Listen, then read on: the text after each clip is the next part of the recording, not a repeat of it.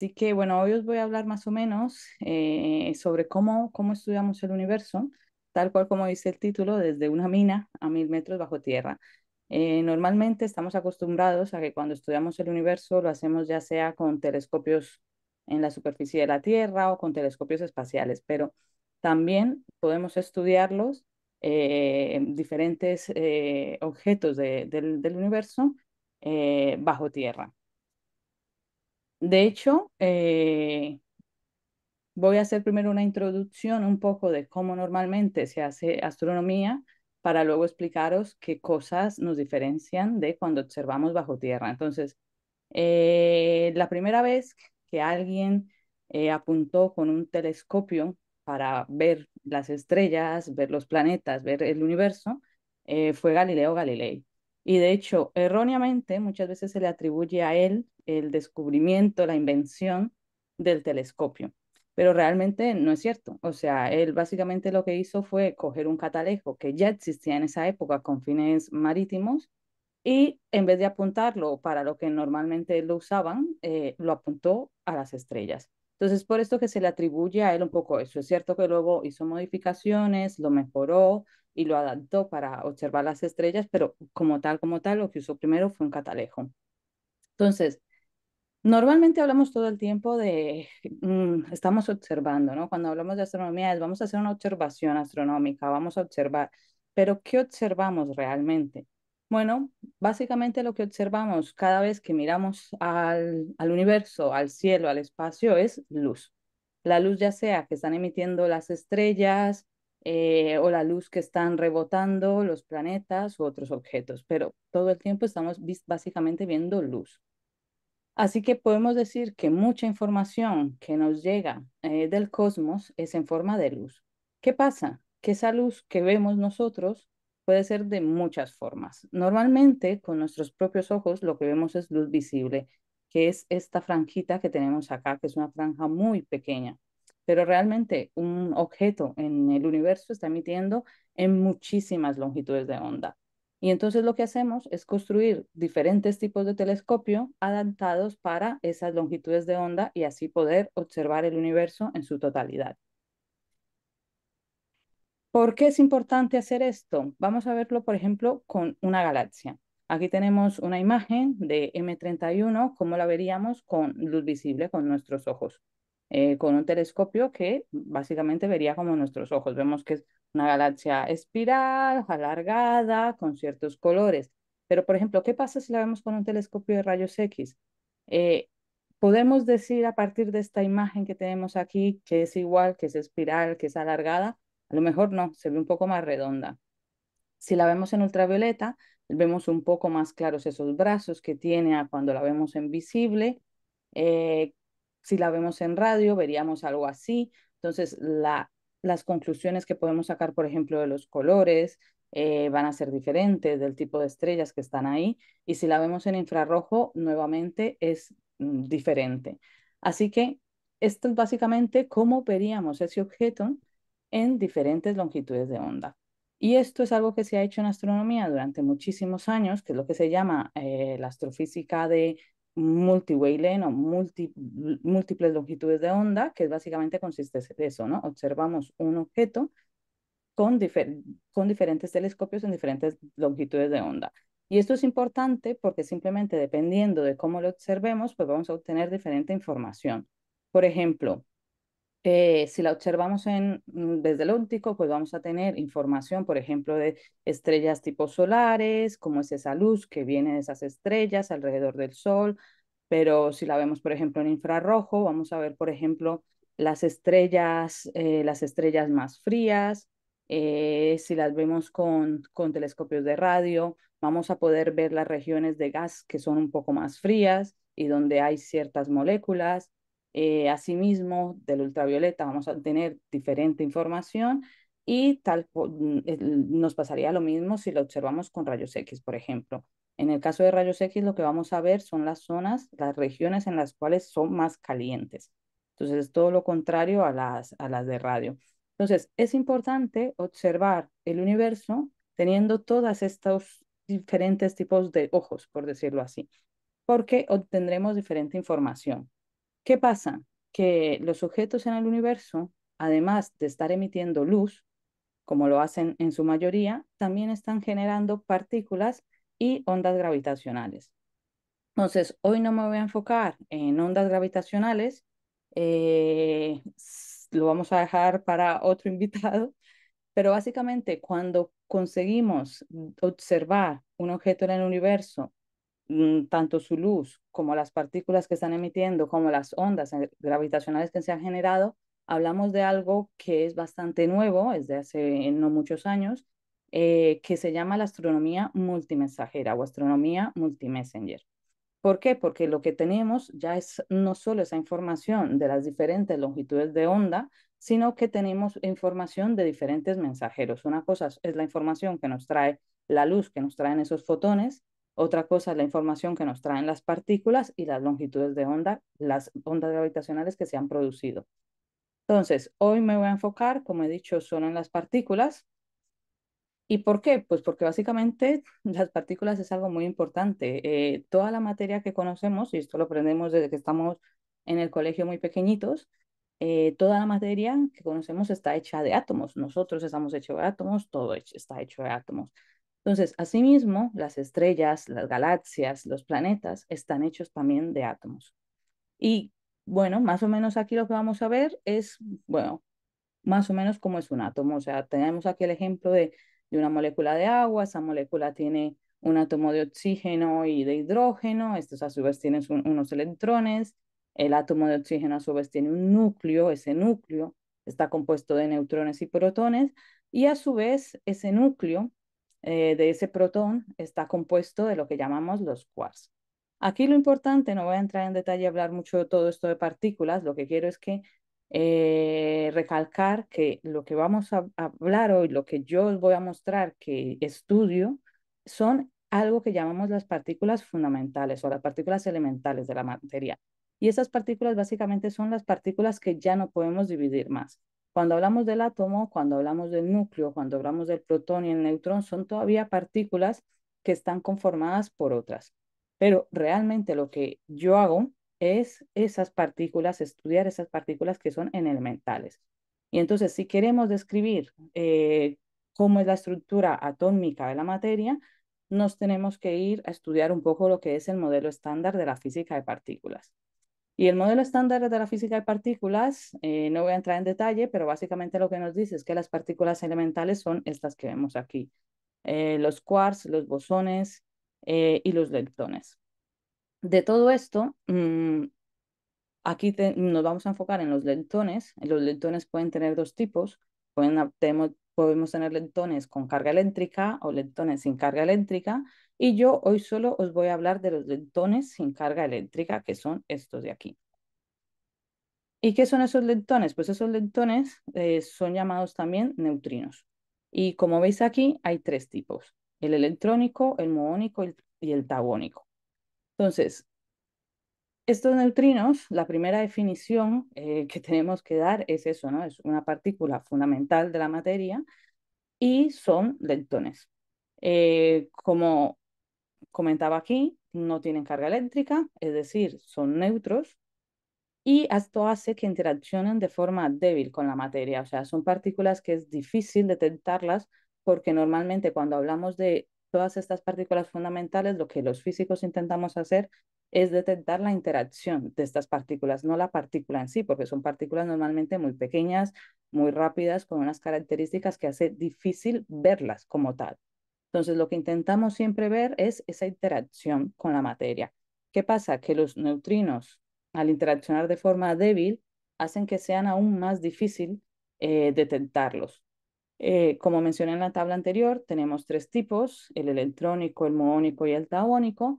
Y esto básicamente lo que nos dice es que a medida que ellos van viajando, desde que se producen hasta que interaccionen y sigan, ellos van cambiando de sabor. De hecho, cuando hablamos de los neutrones, más que de tipos, hablamos de sabores. Y entonces lo que dicen es, por ejemplo, este neutrino empezó siendo un neutrino tauónico y en algún momento se transformó a uno electrónico. Esto es importante porque durante muchos años, por ejemplo, cuando se estudiaba la estructura del Sol, los modelos de estructura estelar decían que el Sol debía producir cierta cantidad de neutrinos y los detectores de neutrinos no conseguían detectar esa cantidad, detectaban un tercio de lo que indicaban los modelos. Entonces, esto fue conocido como el problema de los neutrinos solares y trajo de cabeza por muchísimos años a los científicos porque o una de dos, o estaban mal los detectores de neutrinos, los experimentos no eran lo suficientemente buenos y no estaban detectando todos los neutrinos que se estaban produciendo en el Sol, o la teoría estaba mala. Y lo que descubrieron era que ni lo uno ni lo otro. Y era que los detectores básicamente estaban construidos para detectar solo un tipo de estos neutrinos.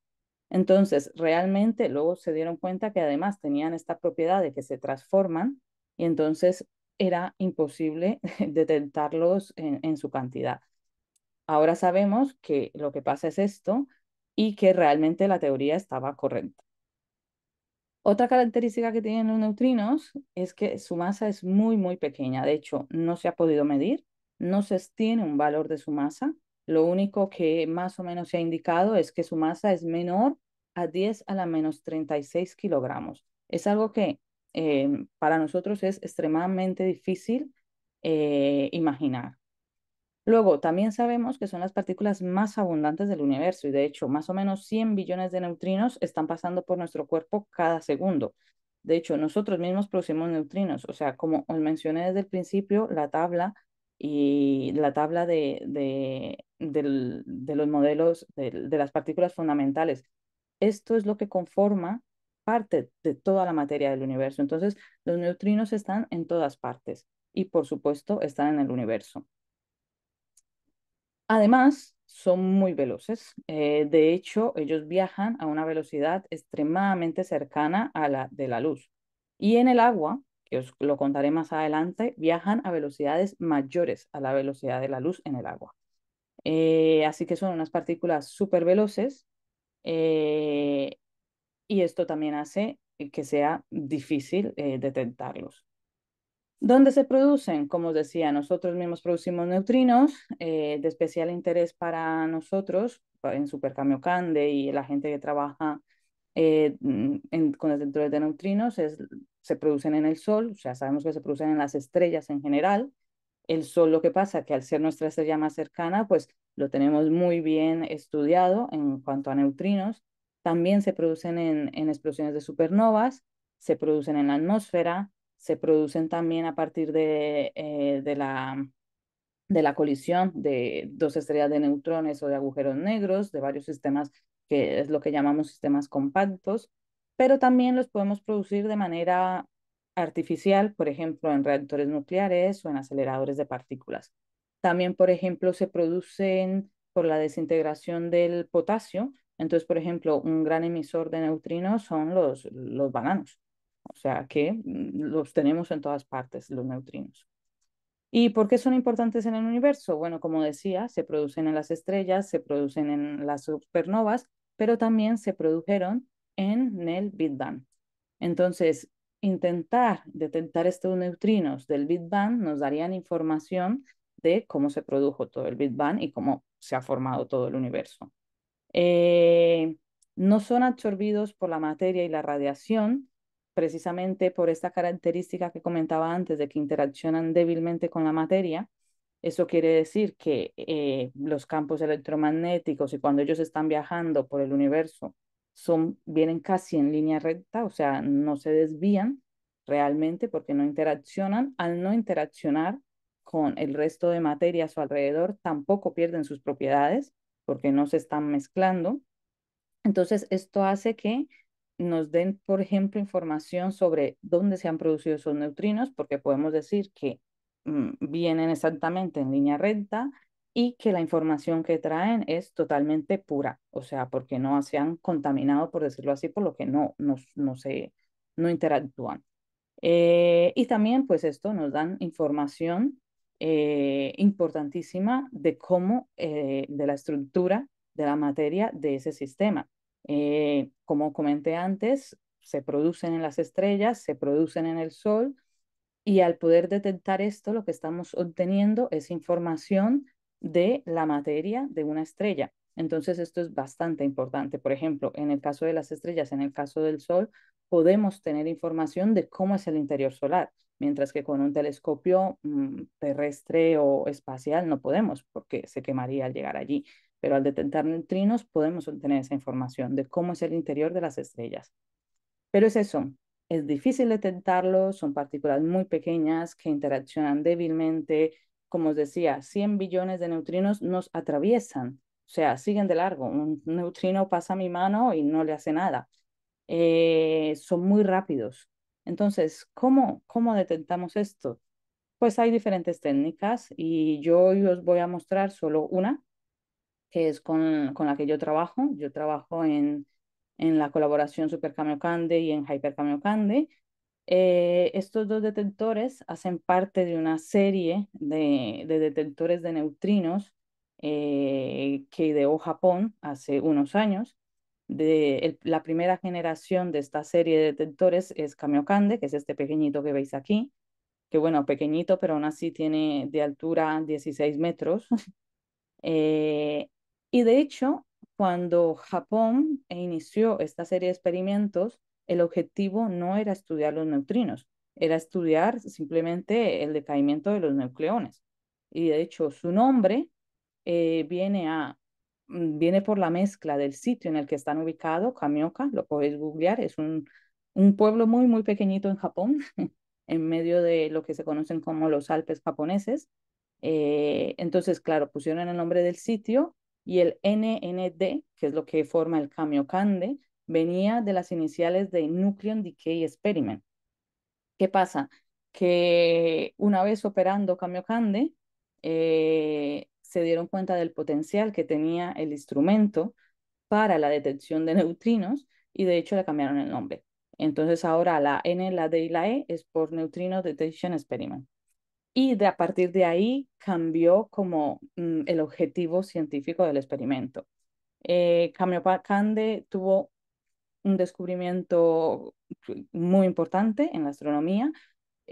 Con él se detectó por primera vez neutrinos emitidos de una explosión de supernova, específicamente la supernova 1987A. Esto confirmó que efectivamente se producían neutrinos en las supernovas. Esto fue muy, muy importante y de hecho, gracias a eso, a la colaboración, bueno, los Nobel los dan a una persona, al spokesperson de la colaboración le dieron el premio Nobel. Eh, Gracias al éxito de Kamiokande, se planteó una siguiente generación mucho más grande, que es el que llamamos Super Kamiokande. Super Kamiokande está operando desde 1996. Eh, es 20 veces el tamaño de lo que era el original Kamiokande. Tiene una altura de 40 metros, 41,4, y el ancho también, más o menos unos 40 metros. ¿Y por qué los hacemos más grandes? Porque si os fijáis, la única diferencia que hay es que cada uno es más grande. Es porque precisamente, como os he dicho, estos neutrinos interactúan débilmente con la materia, pero eso no quiere decir que no interactúen. Entonces, pueden hacerlo, claro. ¿Yo qué tengo que hacer? Darle más espacio para que, darle más posibilidades de que interactúe. Entonces, es por esto que hacemos cada vez el tanque más grande, porque lo que intentamos es captar los neutrinos que pasan por el tanque. Y para esto, pues lo que hacemos es aumentar el tamaño, aumentar esa masa en la que podrían interactuar. No siempre interactúan, pero aumentamos esa probabilidad. ¿Qué pasa? Super Kamiokande también ha dado resultados muy buenos. De hecho, Super Kamiokande descubrió que los neutrinos oscilaban, es decir, que cambiaban este tipo, ¿no? Que cambiaban de tagónico, electrónico y muónico. Y también por esto al spokesperson de esa época, Kajita-san, le dieron el premio Nobel. Aunque han sido experimentos también muy buenos, muy importantes, con resultados físicos increíbles, pues ya, como veis, va a cumplir 30 años eh, y ya se ha pensado en uno nuevo, que es la siguiente generación, que lo llamamos Hyper Kamiokande.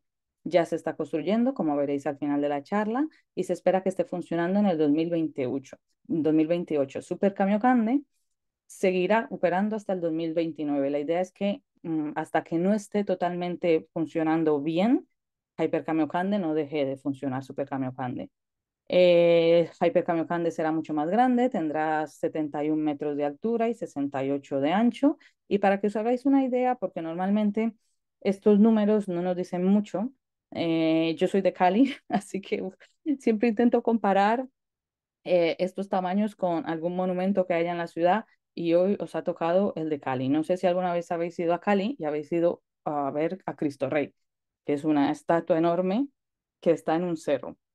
Pues bueno, más o menos en Super Kamiokande cabrían 1,6 Cristo Rey y en Hyper Kamiokande casi 3 Cristo Reyes. Entonces, así os hacéis un poco la idea del tamaño. Son tanques realmente muy grandes.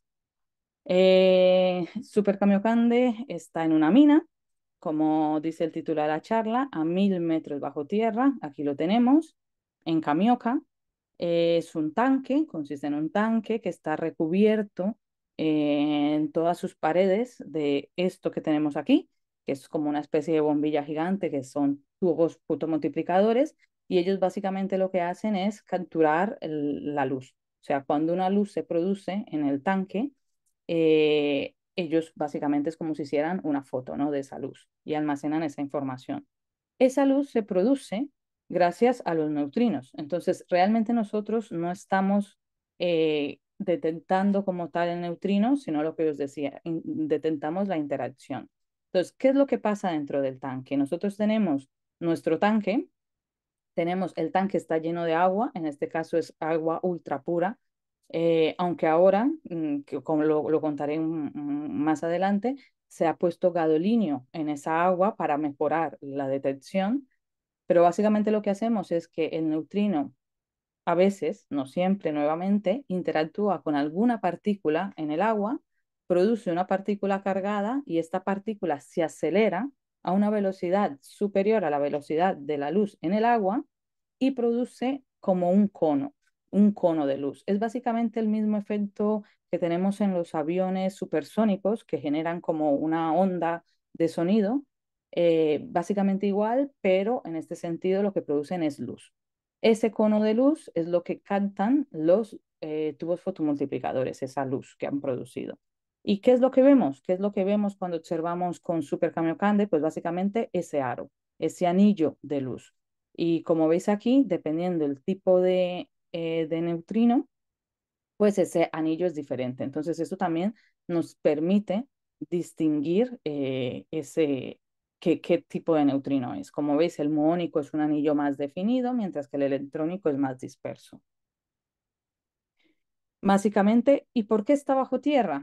Esta es una de las preguntas que mucha gente nos hace, porque básicamente nosotros estamos rodeados de materia, de partículas de todo tipo, especialmente rayos cósmicos, y estos rayos cósmicos también nos generan señal.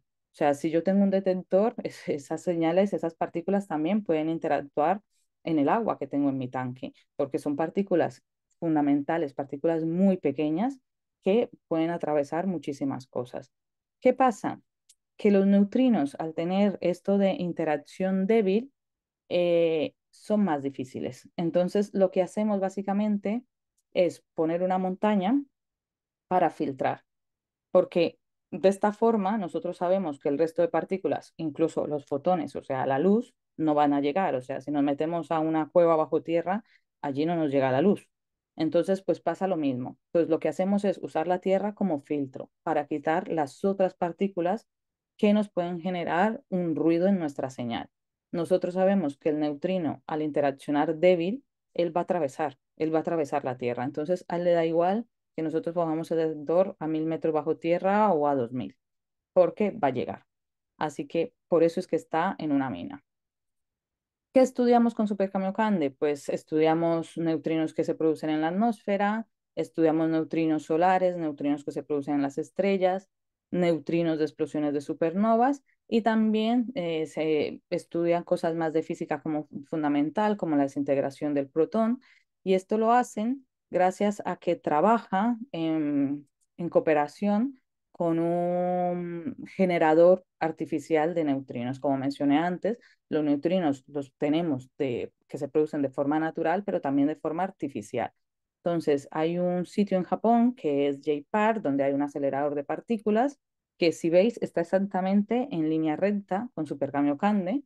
Y entonces aquí en JPAR se produce ese haz de neutrinos artificiales y se lanzan a Super Kamiokande. Y entonces Super Kamiokande los detecta. Y pues se pueden estudiar diferentes propiedades fundamentales de los neutrinos. Como comenté al principio, los resultados científicos de Super Kamiokande han sido bastante importantes. Se resolvió el misterio de los neutrinos solares. Bueno, con Kamiokande se detectaron los neutrinos de una explosión de supernova. Se descubrió que los neutrinos oscilaban. Aquí lo que vemos son a los que les concedieron el premio Nobel. A Kochiba, que fue el spokesperson de la colaboración, se lo concedieron en el 2002 y en el 2015 a Kajita y a McDonald, que es de otro experimento, pero hicieron el experimento entre los dos. Como dije, el tanque estaba lleno de agua ultra pura, ahora no, ahora desde el 2020 se le agregó gadolinium para mejorar esta detección de los neutrinos. Entonces ahora estamos en una nueva fase con resultados que realmente estamos bastante a la expectativa porque con el gadolinium esperamos, por ejemplo, en el caso de que exista una supernova, de que suceda una supernova en los próximos años, pues tener muchísimo más preparado el experimento para detectarlos y aún así saber mucho más. Especialmente el agregar el gadolinium al tanque se ha hecho para detectar los neutrinos que se han producido a lo largo de toda la historia del universo producidos por supernovas, incluidos aquellos del Big Bang. Entonces, ahora se está trabajando mucho en eso. A lo largo de la historia de Super Kamiokande hemos tenido diferentes fases donde han pasado diferentes cosas. Algo remarcable fue que en el 2002 hubo un accidente y uno de los tubos fotomultiplicadores explotaron, generaron una onda de choque y pues dañó casi todos los fotomultiplicadores. Se tuvo que arreglar, estuvo unos años parado, luego se ha reemplazado la electrónica, el sistema de adquisición de datos, se ha limpiado el tanque y pues bueno, la última fase es la del gadolinium. Super Kamiokande es una colaboración de 11 países, 54 instituciones y más o menos 230 investigadores. Aquí veis en la foto algunos de ellos. De hecho, esta foto fue tomada la semana pasada en la reunión que hacemos de la colaboración. Como veis, Colombia no está, Suiza tampoco, pero estoy yo representando a Colombia. Soy la única colombiana de Super Kamiokande. Pero como os dije, ya el próximo año Super Kamiokande hará 30 años de estar funcionando y ya se ha empezado a trabajar en uno nuevo, que es Hyper Kamiokande. Hyper Kamiokande básicamente el concepto es el mismo, un tanque lleno de agua, cubierto con tubos fotomultiplicadores. Eh, Se está construyendo a 600 metros bajo tierra, no es tan profundo debido a las condiciones de la mina donde se está haciendo. Si veis, están muy cerca uno del otro. Aquí está Super Kamiokande y aquí está Hyper Kamiokande. Están en carro, son más o menos unos 25 minutos uno del otro, son realmente bastante cerca. La construcción se empezó en el 2020. La ciencia que pensamos hacer con Hyperkamiokande es básicamente muy similar a la que venimos haciendo con Super K. Queremos estudiar neutrinos provenientes de supernovas, neutrinos del Sol, de estrellas, atmosféricos y seguir trabajando con el haz de neutrinos en JPAR. Ahora os voy a mostrar un poco el estado de la construcción de Hyperkamiokande, que por cierto la idea es que empiece a trabajar, a operar en el 2028, como dije al principio cuando mostré los tres. El, Esto fue en el 2020 que se empezó el túnel de acceso, porque para este se ha tenido, Super Kamiokande está construido en una mina en la que era una mina antes, pero Hyper Kamiokande no.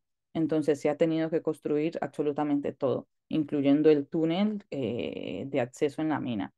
Esto es cuando se terminó el túnel de acceso y se llegó a la parte central donde se va a acabar todo el barril.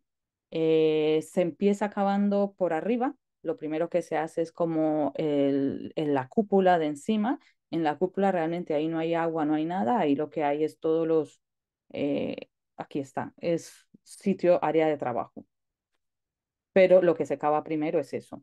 Esto se terminó en octubre del 2023, solo la parte del domo, y de hecho hasta ahora es la excavación de la sección, o sea, es la excavación, es el domo más grande que se ha hecho bajo tierra hasta ahora.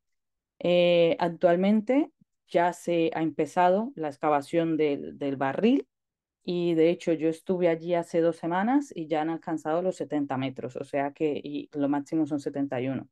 De hecho, para finales de este mes estará terminado ya todo el barril. Esto es una imagen de dónde está todo el sistema de agua. Como veis, es un experimento que contiene agua, entonces tiene un sistema de agua. Estas son imágenes de cuando se empezó. Si veis, el domo llega hasta aquí. Aquí ya se empezó a construir el barril. Esta es una imagen del barril el año pasado, a noviembre del año pasado, que creo que eran 40 y algo metros, más o menos la mitad. Imágenes recientes no hay porque solemos aprobarlas solo una vez al año, entonces probablemente en julio tengamos aprobadas oficialmente las imágenes de los 71 metros ya el tanque terminado. Hyper Kamiokande es una colaboración mucho más grande, es un experimento que cuesta muchísimo más, entonces se ha necesitado muchísimos más países, más instituciones. Al igual, trabajar en la construcción de un telescopio como estos requiere mucho trabajo, entonces también somos muchísimas más personas. Esta es una foto de la última colaboración que fue en febrero, la siguiente es en julio. Y bueno, hay presencia colombiana. De hecho, somos dos colombianos en Hyper Kamiokande desde febrero de este año. Hasta entonces era solo yo. Pero ha empezado un estudiante colombiano a hacer el doctorado, así que estamos muy felices que ahora hay doble representación colombiana. Suiza tiene gran participación oficialmente en la colaboración a través de dos instituciones y varios colaboradores. Colombia oficialmente no forma parte de Hyper Kamiokande, pero estamos ahí representados. Y bueno, esto era un poco todo lo que os quería contar.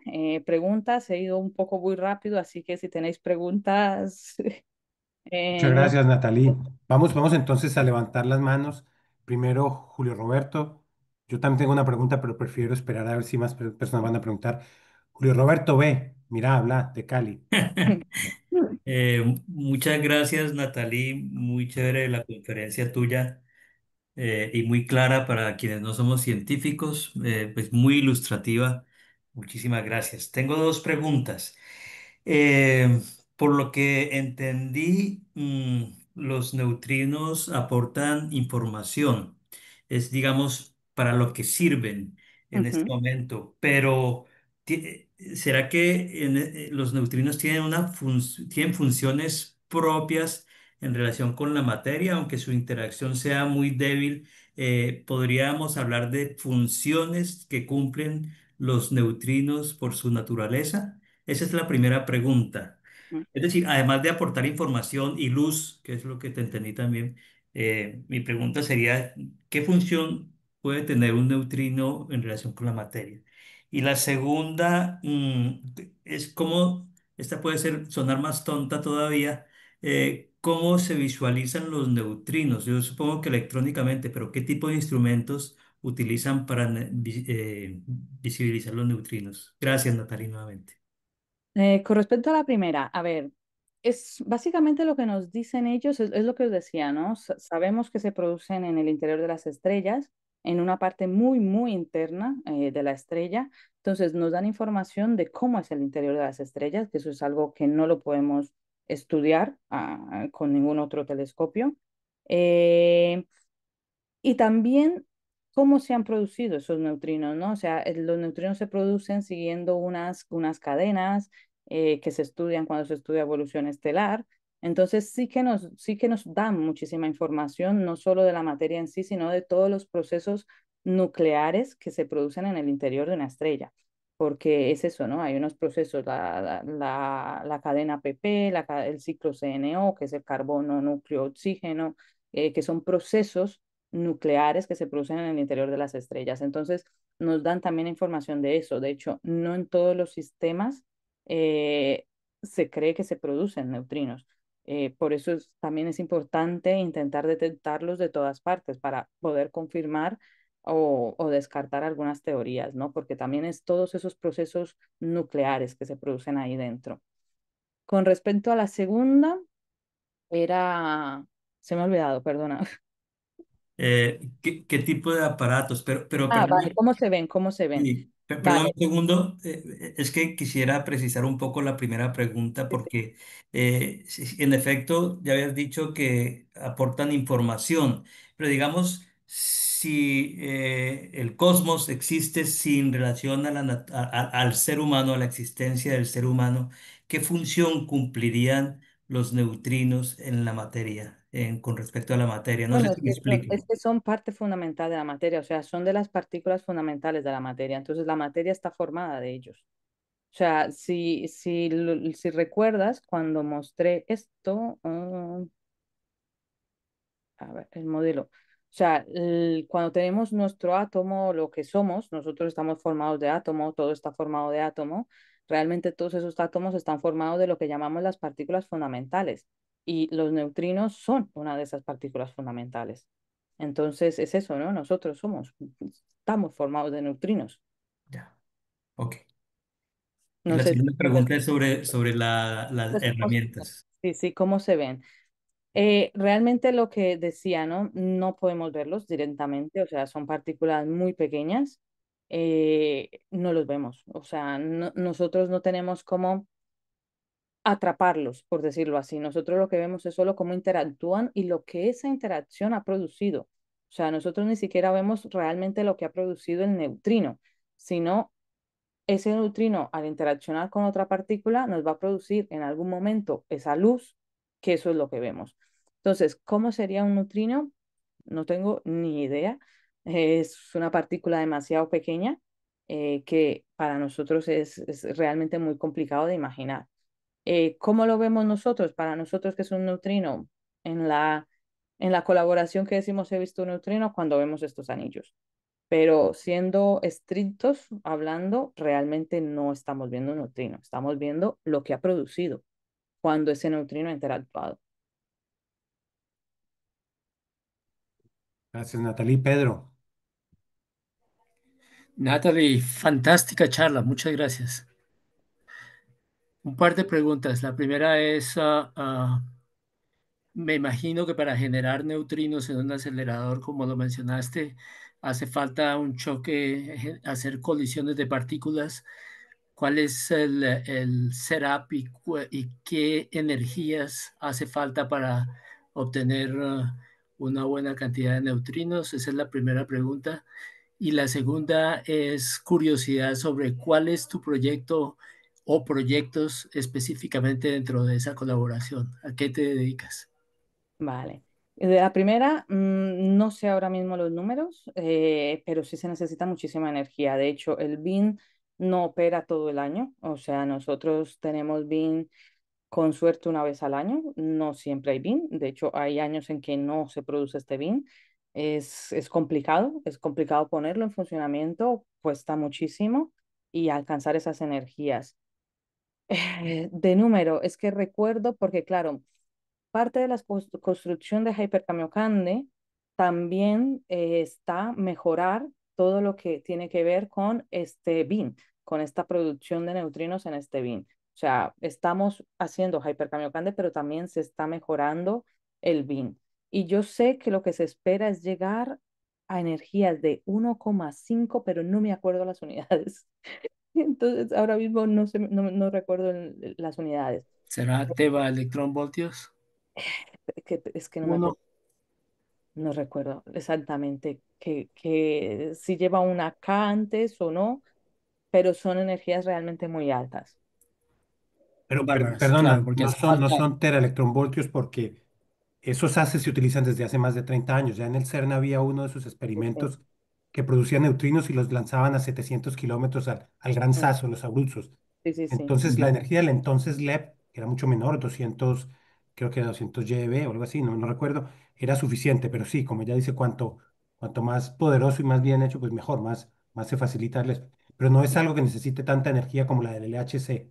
Sí, no, no, no, no tanta. Pero es Ok, eso, ahora mismo el número no lo recuerdo.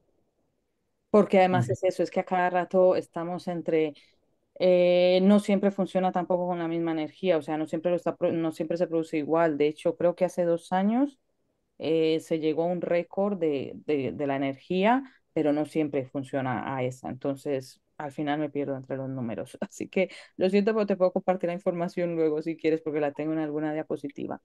Y Vale, vale. sobre qué hago yo en Super K, bueno, de todo. Bueno, trabajo totalmente en el mantenimiento del detector. Esto es algo que hacemos todos, pero unos más implicados que otros. Yo especialmente estoy bastante implicada en todo el mantenimiento de Super Kamiokande. De hecho, el año pasado se rompió algunas partes del sistema de compensación geomagnética que hay en el tanque y trabajé allí un mes reparándolo. Eh, entonces se abrió el tanque no siempre se abre, el tanque yo creo que se ha abierto en la historia unas 5 veces. Entonces toda la parte de mantenimiento de SuperKey ahí estoy, de toma de datos también. De hecho voy con muchísima frecuencia a Japón precisamente por eso. Eh, También en parte de análisis trabajo más en cosas relacionadas con astrofísica. De hecho, yo empecé a trabajar mi perfil realmente, mi doctorado lo hice en astrofísica, en explosiones de novas, y me captaron de Super Kamiokande porque querían empezar a hacer astrofísica de multimensajera, astrofísica de multimessenger. Entonces hago cosas de correlación de eventos de neutrinos con ondas gravitacionales y con señal electromagnética y ahora estoy trabajando en el análisis de intentar detectar el DSMB, que es todo ese flujo de neutrinos producidos por supernovas a lo largo de toda la historia del universo. Esto es algo en lo que es el principal análisis de la colaboración ahora mismo. Para SuperKey es la prioridad número uno y cada vez nos estamos acercando a las predicciones teóricas. Los últimos resultados del año pasado ya empezamos a entrar en ese límite y se espera que el descubrimiento se haga en los próximos años, seguramente antes del 2029, que se apague el detector. Así que Gracias. en esa parte estoy. Gracias. Muy bien, van en su orden Pablo, Eduardo, Camilo y Sergio. Y yo creo que yo me voy a insertar justo después de Pablo porque había dicho que quería decir algo y se me olvidó levantar la mano. Es un poco como el derecho de pernada, el pequeño dictador que hace de moderador, entonces yo decido que voy antes de Eduardo, con el permiso de Eduardo o sin él. Dale, Es tu Pablo. privilegio, Fernando, de moderador. No, pero se lo ha ganado a pulso porque ha sido muy buen moderador. Natalie, muchas gracias. La verdad, además estas habilidades tremendas que tienes para explicar unas cosas tan difíciles, hacerlas ver fáciles.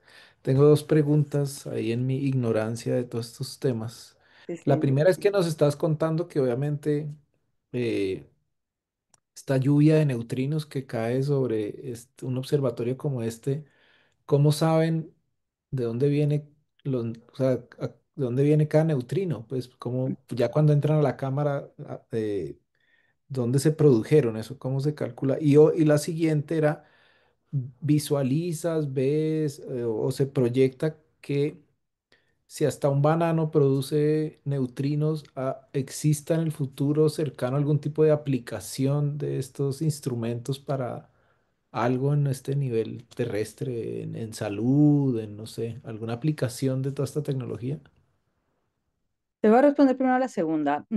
Esto alguna vez lo he hablado con gente, pero personalmente no creo, porque al final todas las aplicaciones que han tenido estas partículas en medicina o en cosas así, normalmente tienen que ver con la radiación, con la energía, y si os dais cuenta, precisamente estas son características que el neutrino no tiene.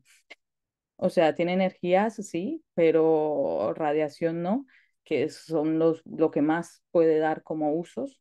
Entonces, a la sociedad como tal, no creo. qué aplicación puedan tener. Eh, no sé si se puedan desarrollar tecnologías basadas en ellos, pero yo creo que sería complicado, ¿no? Precisamente porque detectarlos es difícil. Entonces, supongo que si tú haces una máquina que de alguna forma los usen, tiene que ser una máquina enorme para intentar que se detecten algunos. Entonces, lo veo difícil, pero vamos, no tengo ni idea, pero lo veo complicado por todas este tipo de cosas. Luego, con respecto a la primera pregunta, ¿cómo sabemos de dónde viene? Bueno, precisamente aquí es donde entra a jugar, que me viene de lujo la diapositiva, que es lo que crean lo que se genera es un cono. Nosotros vemos el anillo, pero realmente a partir del anillo, o sea, nosotros, si os dais cuenta, el tanque está rodeado todo de los fotomultiplicadores. Entonces, realmente se puede ver, se puede reconstruir todo ese cono, no solo en anillo. O sea, nosotros vemos el anillo, pero podemos a partir de eso, porque tú estás viendo el anillo, pero de todas partes. O sea, como una imagen de 360 grados alrededor del anillo. Entonces, puedes reconstruir el cono y con el cono ya puedes saber la dirección, ¿no? O sea, básicamente geometría. Obviamente desarrollamos algoritmos para mejorar cada vez esta dirección. Y de hecho, para la fuente, porque claro, esto una cosa es dentro del tanque, ¿no? Tú decir, viene dentro del tanque desde aquí, pero luego tú eso lo tienes que sacar al espacio, ¿no? Y decir de dónde viene, de qué supernova viene, de qué estrella viene. Entonces, para eso se hacen muchos algoritmos de ahora, pues obviamente como todo el mundo, con Machine Learning y se están mejorando cada vez más y de hecho se espera que en caso de que haya una explosión de supernova ahora, se podría identificar más o menos con 3 grados de precisión, que aún así es muy grande, pero para hablar de una cosa que has detectado desde Tierra y que está tan lejos es bastante buena y de cara a decirle a los otros telescopios de ubicar en esa zona, pues es bastante increíble hacerlo, pero básicamente es con algoritmos a partir de la geometría del cono. Gracias, Natalie. Bueno, como anuncié, me tomo la palabra antes de Eduardo. em, y esto encaja muy bien con lo que preguntó Pablo sobre las posibles aplicaciones prácticas de esto, que directamente, como tú bien dices, parece que no las haya, aunque es cierto que toda esta tecnología, todos estos centelladores, todo esto, siempre servirá para algo. El mejor ejemplo es el CERN, donde han salido o la física de partículas, los escanes de emisión de positones, una cantidad de cosas. Pero lo que yo quería decir era que lo hermoso de esta aventura, lo verdaderamente hermoso de esta aventura, es que tales esfuerzos, una colaboración de ese tamaño, esos recursos se estén invirtiendo para saber una cosa que es física curiosidad, qué hay en el interior de las estrellas, o cómo funciona los mecanismos en el interior de las estrellas. En alguna época se hablaba de la posibilidad de que los neutrinos fueran parte de la materia oscura del universo, pero parece que ya no se habla de eso, no sé por Pero qué. todavía sí, no, Todavía todavía un poquito, sí. Es decir, que se haga una cosa de estas por el simple hecho de querer conocer, de querer saber, esto es la ciencia básica, la ciencia fundamental, sin necesidad de ponerle condiciones como que genere tal y tal cosa, que lo hace después. lo Todos hace, claro. sabemos que el GPS nació de la teoría de la relatividad general de Einstein, el World Wide Web nació de la física de partículas, cosas de estas, pero este es, tal vez como tú decías, con los neutrinos en sí, ellos no, pero la tecnología que se utiliza para detectarlos sí. Y aunque no fuera así, quisiera que dijeras algo sobre esa hermosa aventura de sentirse parte de un grupo como este, de 500 personas que trabajan con todo el ánimo, con todas las fuerzas, para entender mejor qué es lo que pasa en las supernovas, cosas que no nos afectan en nuestro día a día. Y sobre las supernovas, para terminar, yo creo que la naturaleza nos dio una lección muy bonita, como tú decías. En el momento en que se construyeron los primeros detectores de estos, y ¡pum! Por casualidad aparece la supernova del 87. Eso fue una maravilla. Sí. Eso fue una maravilla. Nadie lo había programado. Se espera que aparezca alguna otra. Bueno, esto es lo que quería decir. Muchas gracias. Sí, gracias. No, es que efectivamente es eso. Lo mejor no las puedo definir. Esto es ciencia fundamental. ¿Qué pasa? Que la aplicación directa de esa ciencia fundamental no siempre es obvia, pero luego se desarrollan muchas cosas en función a eso. Y como dices, todo el desarrollo que se produce para generar estos detectores sí que se aplica. De hecho, nosotros con Super Kamiokande ahora lo estamos viendo porque bueno, el gadolinium es algo que, por ejemplo, no sé, cuando se tuvo esta idea de incluir gadolinium en el agua, se empezó a contactar, ¿no? Para comprar gadolinium, y el gadolinium era una cosa que no se produce en grandes cantidades. Entonces, no era algo que se comercializara en grandes cantidades, y ahora las empresas empiezan a estar un poco interesadas en cómo se maneja el gadolinium, cómo se trata este gadolinium después de que se saca del tanque, y todo esto, ¿no? También en cosas medioambientales, ¿no? Porque nosotros, el agua del tanque se filtra, el agua del tanque está en movimiento, ¿no? Para evitar que se generen ahí bacterias y todo eso, el agua se filtra continuamente, ese agua entra y sale. Y obviamente cuando sale se tiene que, no puede contaminar, porque además la zona en la que está el detector es una zona natural, muy conocida y muy bonita, y obviamente no se quiere contaminar los ríos ni nada. Y claro, se ha desarrollado todo esto de cómo le quitas el gadolinium al agua para que no se contamine. Y todo esto ya empresas empiezan a estar interesadas en, oye, ¿cómo estáis haciendo esto? Y luego cómo se puede reutilizar ese gadolinium, ¿no? Que se ha producido. Entonces, sí, hay muchas cosas detrás que sí que se pueden ir usando. Lo hablábamos hace poco con colegas, el desarrollo de los tubos fotomultiplicadores. Esta empresa japonesa, Hamamatsu, era una empresa de televisiones, y ahora es una empresa mundialmente famosa por los fotomultiplicadores, y es una empresa que es mucho más grande y mejor que lo que era hace unos años. Y esto ha sido por la ciencia. O sea, porque la ciencia simplemente tenía unas necesidades, les pedían a ellos cosas y ellos iban mejorando estos diseños. Y de hecho, los fotomultiplicadores que se han desarrollado ahora para Hyper Kamiokande pues son mucho mejores, etcétera, etcétera. Entonces sí que se va avanzando en cosas tecnológicas, ¿no? Muy bien. Bueno, ahora van en su orden Eduardo, Camilo, Sergio y César, pero una anécdota. Al director del Fermilab, que es el equivalente del hermano menor del CERN en Chicago, le preguntaron hace muchísimos años, en otra administración, pero esa pregunta se la habrían podido hacer en esta.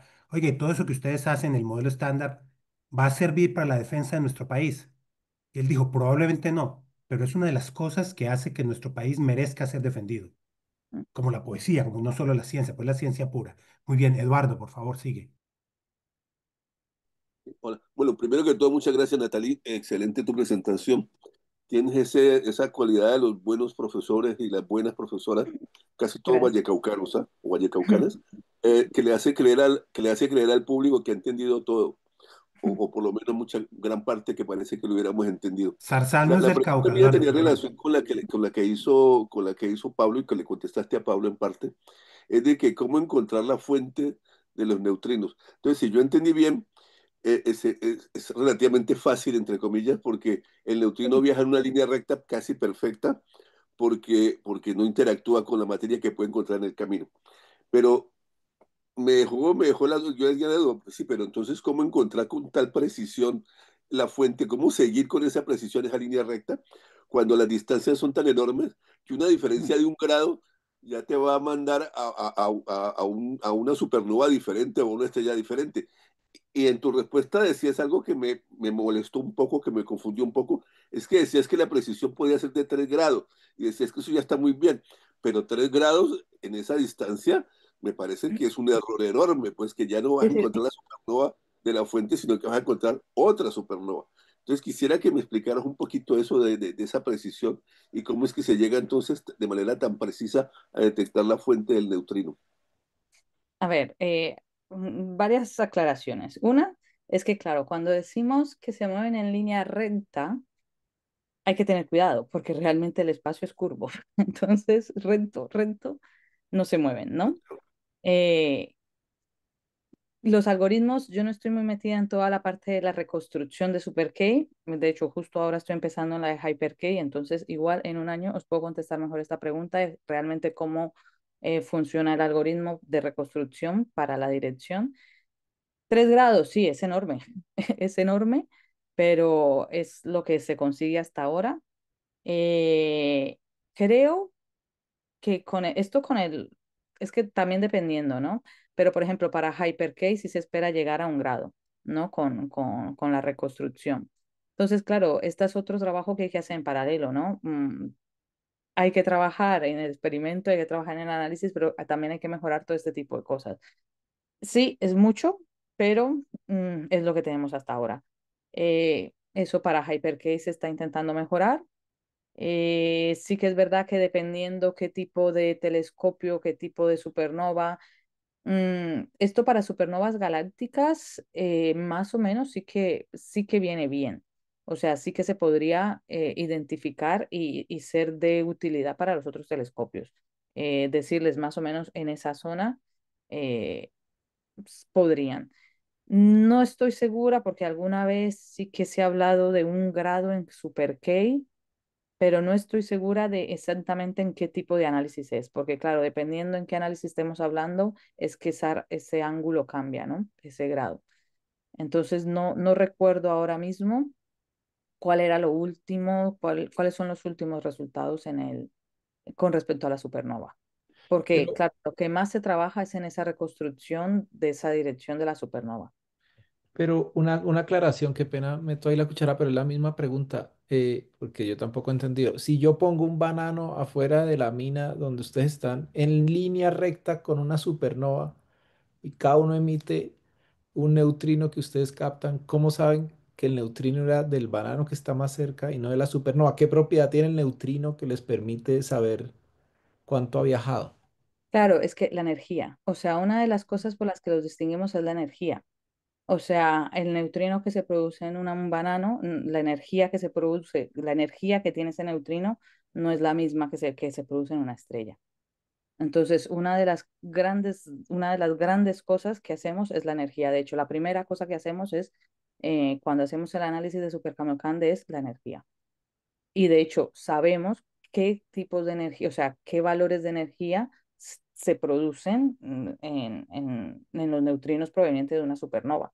Y por eso es que en parte se puso el gadolinium, ¿no? Porque el gadolinium, entre muchas cosas que viene bien, hace que Super Kamiokande sea más sensible a la detección de neutrinos de bajas energías, que son los que se producen en supernovas.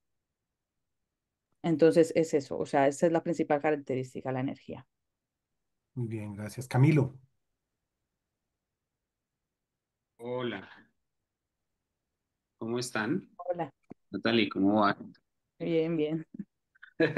Bueno, no, pues interesantísimo. Esto de los neutrinos es, pues, impresionante todo lo que se viene. Yo creo que lo que, digamos, la astronomía pasó de solamente tener luz, ¿no? Como fuente a tener neutrinos y, bueno, ondas gravitatorias, que eso se llama la astronomía del multimessenger. Ahí con respecto a lo que muestras, yo tengo una pregunta sobre el límite en redshift que podríamos tener de las fuentes de neutrinos que podemos detectar, pensando en llegar hasta el límite que pues son esos neutrinos del cosmic background, ¿no?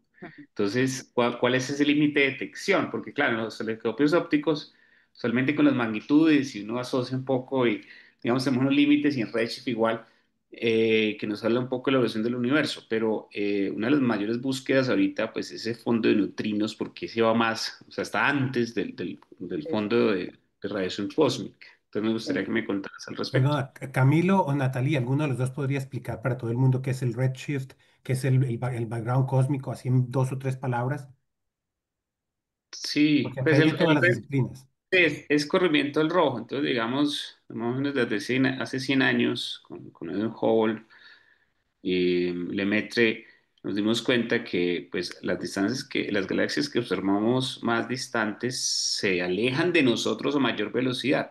Entonces, lo que hacemos solamente es ver los espectros de las galaxias y entonces hay un corrimiento hacia el rojo de las líneas espectrales asociadas a las poblaciones de estrellas, polvo, bueno, todo lo que hay en las galaxias. Y entonces eso le llamamos el redshift. Entonces nos habla una correlación incluso con el inicio del universo, ¿sí? Entonces, un redshift, digamos, y bueno, hay un momento, digamos, inicial del universo, que es el Big Bang, digamos, y 380.000 años. Hay un desacople entre la radiación y la materia y salen los primeros fotones y eso, digamos, cuando se expande el universo, o sea, los fotones salen a altas temperaturas, como a la 10 a la 8 Kelvin, unas cosas, pero como el universo se expande, entonces cuando llegan y ya las observamos en las microondas, ¿sí? Entonces, antes de ese fondo es una pared de radiación, digamos, que sale cuando se acopla la radiación materia, Pero antesito de eso hay, pues por toda la física de partículas, digamos, hay una pared de neutrinos que nos llevaría un poco más a ajustar pues esos modelos cosmológicos al final, porque es como el límite observacional. Sí, y de hecho, precisamente por eso es que ahora uno de los objetivos de Super Kamiokande es ese, ¿no? Intentar descubrir ese fondo de neutrinos, ¿no? Eh, Nosotros básicamente lo que hacemos es, bueno, es que hasta ahora es eso, ¿no? Hasta ahora no lo hemos detectado. Cada vez lo que intentamos es modelar nuestro fondo, que de hecho esa es una de las cosas que ahora estamos discutiendo mucho en las colaboraciones en Super Kamiokande y Hyper Kamiokande, porque claro, Hyper Kamiokande será más grande, tendrás más neutrinos, pero pierdes todo ese modelado de fondo que tenemos con Super Kamiokande, o sea, porque al final son casi 30 años de observaciones y eso nos permite ya tener muy modelado ese fondo, que es lo que más afecta a todo este tipo de señales. Mm, ¿Qué hacemos todo el tiempo? Intentar mejorar ese fondo, ¿no? Hay muchas, o sea, a la vez que se están produciendo dentro del tanque interacciones por los neutrinos, también se están produciendo otro tipo de interacciones. Y de hecho, algunas son bastante parecidas a las que se pueden producir por los neutrinos. Entonces, lo que intentamos todo el tiempo es hacer todo ese tipo de cosas, ¿no? Cómo ir caracterizando ese fondo y lo que hacemos con el DSMB es intentar que la señal se vaya, o sea, que nuestro fondo sea muchísimo más bajo que la señal. Pero hasta ahora con el DSMB no lo es. O sea, hasta ahora todavía el fondo sigue siendo más alto. Entonces, claro, es complicado todavía. Muy bien. Nos queda tiempo para dos preguntas, precisamente la gente que tiene la mano levantada, Sergio y César. Por favor, sean breves en la pregunta. Sergio. Gracias por la charla, Natalie. Mi pregunta es, ¿cuánto tiempo, si se puede decir así, demora una supernova, una explosión de este tipo? La pregunta viene porque si los neutrinos se mueven rápido, pero no a la velocidad de la luz, necesariamente van a llegar después de cualquier luz que pudiera haber llegado de la supernova.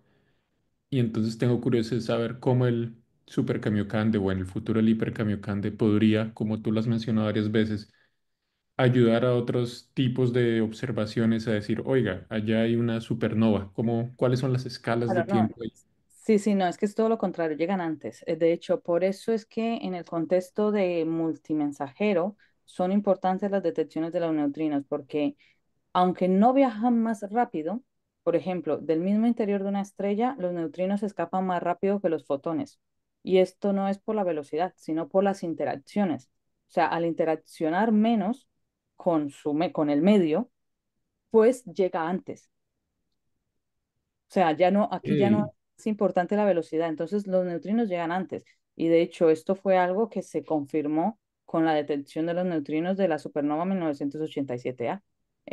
O sea, es verdad que se vio primero, pero luego cuando se buscó en los datos de Super Kamiokande, la señal de neutrinos, ese pico, ese flujo de neutrinos que había registrado el detector había sido antes. Entonces, por eso es que ahora lo que se intenta es mejorar la posición que podemos dar, porque en caso de una supernova, y de hecho otra de las cosas que en eso también estuve trabajando es cómo comunicar rápidamente esos resultados. Entonces, porque claro, todo el procedimiento del análisis de datos en SuperK se puede hacer online y offline. Pero tú lo que necesitas para Multimessenger es que todo sea muy rápido. O sea, tú necesitas que si ha explotado una supernova hoy, nosotros lo detectamos, ese análisis de datos se haga casi que automático y que se envíe una alarma, una alerta a toda la comunidad astronómica casi que de inmediato. Entonces, claro, también se trabaja en cómo mejorar esos sistemas de alertas para que sea lo más rápido posible, porque precisamente la señal de neutrinos llega antes. Entonces, sería muy importante poder transmitir esta información en cuanto se tenga. ¿Qué tanto antes? ¿Cuál es ahí sí el desfase? Dependiendo, creo que lo que dicen, o sea, es desde unas horas, pero también dependiendo el tipo de explosión y la ubicación, la distancia, todo. O sea, porque no es lo mismo una galáctica que esté aquí cerca o una más lejana. Super Kamiokande hasta ahora, de acuerdo a las predicciones, solo podría identificar, detectar para una galáctica, para extragalácticas no. Muy bien, En- bueno, para cerrar con broche de oro, la Gracias. pregunta del doctor Pulgarín, mi paisano, que imagino que serán varias preguntas. Trata de ser breve, César, por favor. Oye, Por supuesto. Fernando, muchísimas gracias por la charla y las intervenciones de Fernando, me adhiero a ellas, fueron hoy muy, muy buenas. Le tengo que pegar un lambetazo porque si no, no me No te deja doy la hacer la palabra. pregunta. No me da la palabra. Mira, la primera parte digamos, de tu charla y reiterativamente se menciona el hecho de que los neutrinos lo atraviesan todo. Entonces uno podría suponer que al atravesarlo todo, interactúan poco. Pues uno de manera ingenua podría decir que es suerte, porque tal vez el mundo por eso es todavía más o menos como es, y si no es como es, no es a causa de los neutrinos. ¿Por qué no? Pero al mismo tiempo lo están midiendo porque interactúa con algo. Eso me parece contradictorio. Es decir, no pasa derecho todo, pero los detectamos porque interactúa con algo. Esa es una aparente contradicción para un espíritu ingenuo. Y a partir de esa aparente contradicción quisiera hacer una preguntita. Entonces, si en realidad sí interactúan, porque si no, no se podría medir el resultado de esa interacción, es que podría haber una jerarquía de los cuerpos, de las materias con los que ellos interactúan. Es decir, es que ellos no interactúan de la misma manera con todo, porque en ese caso cualquier materia sería a priori buena para medir el resultado de su interacción. Sí, claro. De hecho, el comentario que acabas de hacer, los niños, como has dicho, una mente ingenua, los niños siempre, siempre, siempre me dicen eso. Pero si no interactúan, cómo es que luego los detectáis interactuando? La clave es que interaccionan de forma débil.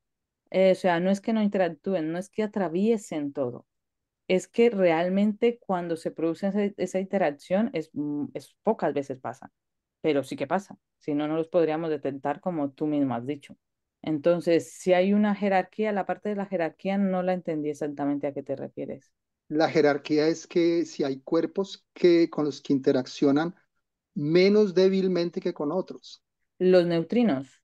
Sí, Claro, de hecho, precisamente por eso el agregar gadolinium al agua, o sea, no claro, claro. es lo mismo con la interacción que puede tener el neutrino en agua pura con gadolinium. Entonces, sí que dependiendo con qué cosa se puede conseguir, que realmente esto también no es del todo correcto, que aquí es donde cuando uno intenta explicar lo sencillo pierde veracidad formalmente, porque realmente el gadolinium no es que mejore la detección del neutrino en sí, sino que todo el proceso, que esto es un poco más complicado, de cómo se produce, o sea, nosotros realmente lo que tenemos es que un antineutrino electrónico al interactuar con un protón, produce un positrón y un neutrón. Entonces, realmente lo que nosotros detectamos es ese neutrón. O sea, nosotros estamos detectando algo que es bastante más, Sí. más rebuscado. ¿Qué pasa? Lo que mejora en el gadolinium es cómo se detecta la precisión para mejorar ese neutrón. Entonces, Ya. mm, pero claro, al final lo que tú haces en el fondo es conseguir mejorar más fácilmente esa interacción, o al menos detectarlo y a distinguirla más fácil. Porque ahora, como le decía, hay más cosas que están pasando dentro del tanque. De hecho, tenemos también algo que se controla mucho, es que se producen bacterias que tienen una característica fotoluminiscente. Entonces, claro, generan luz también y esto puede ser detectado por los tubos fotomultiplicadores. Entonces, todo eso se tiene que mirar con precisión, ¿no? Y realmente el gadolinium lo que mejora es esa detección de ese neutrón. Y si hay diferenciación de la interacción, ¿no se podría imaginar de hacer radiografías con neutrinos de zonas, digamos, terrestres, de rocas, a partir de esa diferenciación de su manera de interactuar? ahí ya se lo dejo a los ingenieros. Bueno, Eso se muchas hace gracias, con, muy se hace amable. con Fernando, muones, por ejemplo, para ver las pirámides por dentro, Fernando, pero es otro tipo de partícula. Fernando. Sí, dale, pero cortito, por favor, Mariela, dale. Cortico, no, preguntas algunas tendría que hacer, pero simplemente gracias por haberte invitado, por haber invitado a Natalie para Colombia y para CIS. Es un honor. Y para las mujeres, que pocas mujeres efectivamente están en la investigación científicas como de este tipo. Simplemente quería decirte excelente, gracias. Y bueno, la pregunta es, como ahora nada es seguro, es que hicieron, me imagino, hiperestudios geológicos para con la lugar y tierra que escogieron, porque ahora nada es seguro sobre esta tierra, nada más ver lo que acabamos de ver aquí en el Valais. O sea que entonces me imagino que todo está hiper estudiado para que un día un terremoto no se lleve todo. Claro, de hecho es lo que siempre decimos. La cuestión es que además está construido en Japón, en un país altamente Sí, sísmico. sí, Entonces, sí, sí, sí. De hecho, el año pasado, no sé si recordáis que hubo una alerta de tsunami y fue justo en la ciudad más grande, más cercana al observatorio. Y de hecho se sintió en el observatorio. No pasó nada, pero es verdad que bajo tierra suelen sentirse menos los terremotos, que esto fue algo que yo aprendí trabajando allí, que yo no lo sabía. Y la explicación todavía no la tengo clara, pero se sienten menos. Pero sí, sí que se tiene en cuenta todo esto, y especialmente en Japón. O sea, es que las medidas antisísmicas en Japón son bastante sí. extremas. Mm. Muy bien, Muchas Natalie, gracias. muchas gracias. Las gracias tenemos que dárselas también a la Red de Estudiantes Colombianos de Astronomía, la RECA, que son nuestros asociados, la organización asociada de ASIS, junto con la Maestría de Periodismo Científico, para organizar estas charlas. Vamos a poner la grabación en YouTube, si tú estás de acuerdo, Natalie. Sí, sí. La ponemos solamente para quienes tengan el enlace, no para que los motores de búsqueda la repertorien ni nada de eso. Desafortunadamente tuvimos un problema con la YouTube hoy, hubo un bug y no funcionó. Espero que no se nos haya perdido gente en el camino. Y muchísimas gracias y espero que nos No, puedas dar otra gracias. charla de aquí al segundo No, semestre. Ya gracias a veremos, vosotros. Y en relación a lo que decías de las mujeres, es que es tal cual. Además, en una colaboración japonesa somos muy pocas, aún muy. menos. Sí. Y No las pasa mujeres Bueno, en colombianas se general en la destacan. ciencia, en Ya nada. vieron a Ana general, María Rey globalmente en la hace 15 ciencia. días sobre los relojes atómicos, experta mundial. Ahora tenemos a Natalie. Laura nos dio la charla la otra vez, Laura Ramírez. Entonces, hay mucho, afortunadamente, las cosas están cambiando, a pesar de que el mundo Sí. va para atrás como un cangrejo. Bueno, muy bien, muchas gracias. Gracias. Felicitaciones y gracias. Chao. Gracias, Gracias. Chao, Natalie. chao. Gracias. Natalie, un Chao. honor. Gracias, Gracias, feliz día. Gracias. Y Adiós. quizás un Fernando. día en el Japón. Tengo ganas de visitar ese país. Ya, Está muy bien. Ahora hay mucha gente. allá te tienen una habitación ahí en el subterráneo. Sí, En el, sí. en el, Ay, De César, hecho, tú no de hecho, cambias. en un la, barquito Eduardo, qué en un alegría barquito en el pozo. verte. Eduardo, feliz de verte y Chao, escucharte. chao, Besos a gracias. todos. Chao, chao. Chao. gracias, Gracias, Natalia. Hasta luego. Hasta luego. Gracias, gracias. Fernando. Gracias, gracias a ustedes.